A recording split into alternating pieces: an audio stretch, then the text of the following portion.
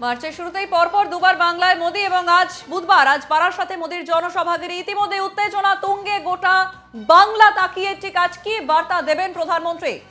আজ ইতিমধ্যেই নমো বারাসাতের সভার দিকে রওনা হয়েছে। আমাদের সঙ্গে ফোন লাইনে রয়েছেন আমাদের প্রতিনিধি দীপঙ্কর মণ্ডল। দীপঙ্কর, মার্চের শুরুতেই পরপর দুবার বাংলায় এসেছেন মোদি আমরা দেখেছি এবং আজ উত্তর চব্বিশ পরগনার বারাসাতে সভা রয়েছে তার। সেই সভা ঘিরে সাজো সাজো রব এবং কড়া নিরাপত্তা যেমনটাই আমরা দেখতে পাচ্ছি এবং বহু মানুষের ঢল নেমেছে প্রধানমন্ত্রীর সভায়।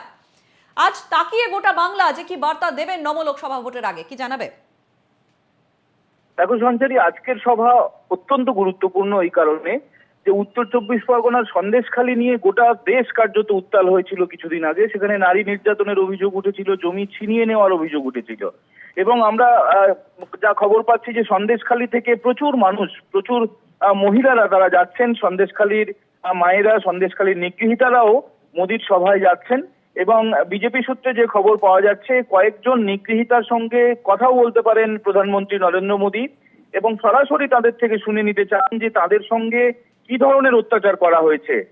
শারীরিকভাবে, মানসিকভাবে নির্যাতন তো করা হয়েছেই এবং সন্দেশখালীর গ্রামবাসীদের যেটা অভিযোগ যে তাদের জমিও ছিনিয়ে নেওয়া হয়েছে এবং সেদিকেই সবার নজর অবশ্যই থাকবে। তবে আমরা যা দেখতে পাচ্ছি যে গতকাল রাত থেকে এসপিজি কন্ট্রোলে চলে যায় রাজভবন এবং রাজভবনের চারিদিকে 144 ধারা জারি ছিল এবং গোটা শহর অ্যালার্ট ছিল। কলকাতা পুলিশ তরফেও নাকা তল্লাশি করা হয়েছে এবং বেশ কিছু জায়গায় বাঁশের ব্যারিকেড দিয়ে যান চলাচলও নিয়ন্ত্রণ করা হয়েছে এবং যার ফলে কিছুটা সাধারণ মানুষের দুর্ভোগও পোহাতে হয়েছে, এটা বলাই বাহুল্য।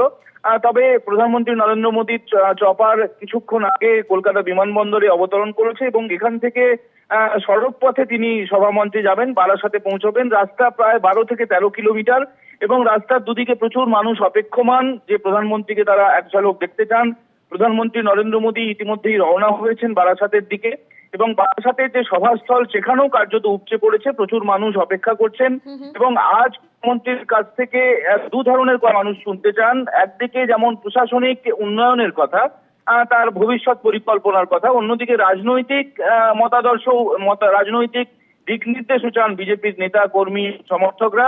আগামী লোকসভা ভোটে নেতারা কোন পথে চলবেন, তাদের কিভাবে তাদেরকে আরো বেশি মানুষের সঙ্গে জনসংযোগ করতে হবে সেই দিশাও দেখাতে পারেন প্রধানমন্ত্রী নরেন্দ্র মোদী এবং বলাই বাহুল্য যে সন্দেশখালী নিয়ে তার নতুন কোনো কথা থাকে কিনা সেদিকেও নজর থাকবে।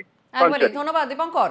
আমাদের সঙ্গে ফোন লাইনে ছিলেন আমাদের প্রতিনিধি দীপঙ্কর মণ্ডল। আবারও জানিয়ে রাখি আজ বুধবার নরেন্দ্র মোদীর জনসভা বারাসাতে মহিলা মোর্চার সভায় প্রধানমন্ত্রী নরেন্দ্র মোদী ইতিমধ্যেই তিনি বারাসাতের দিকে রওনা হয়েছেন আর কিছুক্ষণের মধ্যেই প্রধানমন্ত্রী এসে পৌঁছাবেন বারাসাতের জনসভায় এবং সেই জনসভা ঘিরেই সাজো সাজো রব, আটোসাটো নিরাপত্তা গোটা এলাকা জুড়ে এবং সন্দেশখালীর মহিলাদের সঙ্গেও আজ কথা বলবেন নমো এবং আজ ঠিক কি বার্তা দেবেন লোকসভা ভোটের আগে প্রধানমন্ত্রী নরেন্দ্র মোদী সেদিকেই তাকিয়ে এখন গোটা বাংলা।